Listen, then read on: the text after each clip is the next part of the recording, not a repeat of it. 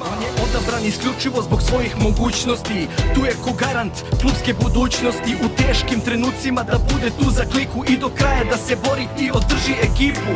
Uz njega sve je lakše, veće šanse postoje. On upućuje igrače na pozicije svoje.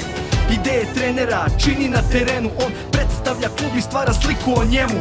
Daje sve od sebe i kad izgledi su mali. U pobedu veruje i kad ostali su pali. Predvodeći saigrače prvi gazi travom. To je njegova obaveza, njegovo pravo. Ceo stadion se tada identifikuje s njim. Sve oči su na njemu, a u njemu je mir. On je odabran ko vođa koji želi srcem svim u knjige istorije svoj da uvede tim. On se vezuje ko nosilac prevažnih obreda. Za velike mečeve, dane velikih pobjeda. On prvi diže trofej u ime igrača, u ime kluba i u ime navijača. Kapiten tu je da bi pomogao ekipi. On vraća veru kada negde zaškripi. Najveću ulogu kapiten ima.